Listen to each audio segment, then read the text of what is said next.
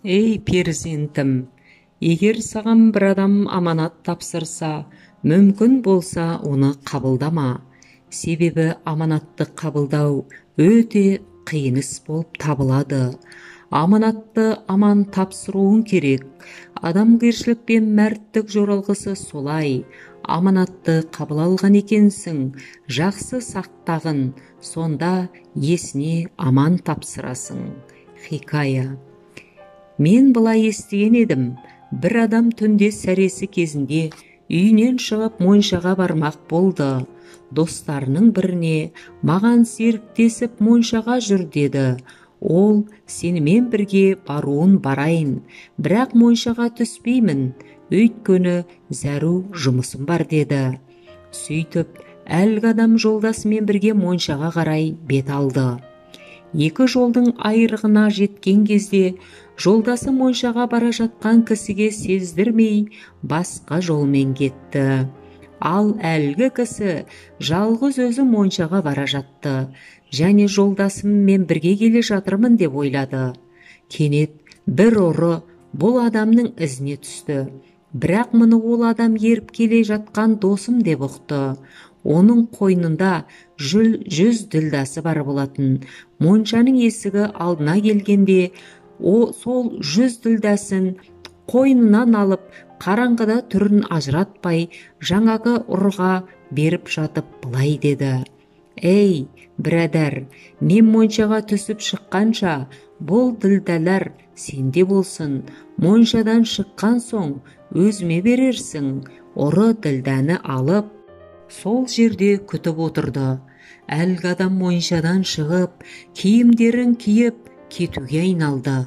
Ұры оның артынан дауыстап, «Ей мырза, мә, мына алтындарыңды ал, мен бүгін сенің аманатыңды сақтаймын деп шаруамнан қалдым» деді. Әлгі адам айтты, «Сен кімсің?» «Ол не қылған алтын?» деді. Ұры айтты, «Мен бір жүрген ұрымын, бұлар сенің тапсырған алтындарың» деп.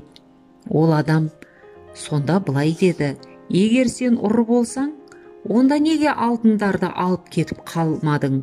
Ұры айтты, «100 түгіл, 1000 ділда болса да ойланбай-ақ алып кете берер едім. Бірақ сен бұларды маған аманатқа тапсырдың ғой, ал аманатқа қиянет қылу ерлік емес». Ей перзентім, аманатқа алғаныңды есіне қайта тапсырғанша сен де қиналасың.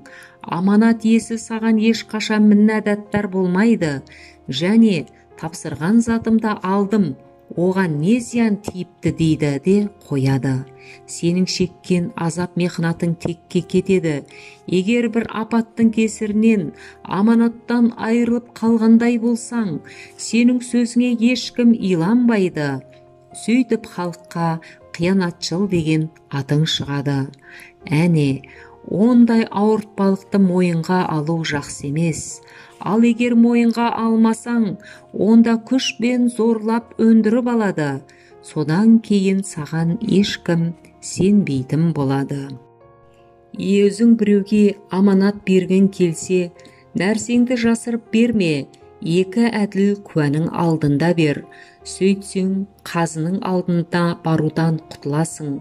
Егер қазының алдына бара қалсаң, именшек, жалынышты болма, бірақ ант ішпе. Ант ішу арқылы атың шықпасын. Зәруліктен ішкен ант қабыл болады. Кейін бай және атақты болсаң да, өзіңді дәруіштер қатарында санап, кішіпейіл бол. Біреуден алданып қалмауға тырыс, және біреуді алдау өте ауыр күнә деп біл. Хабус Намадан. Ұнаса лайк басып, арнама жазыла отырыңыздар.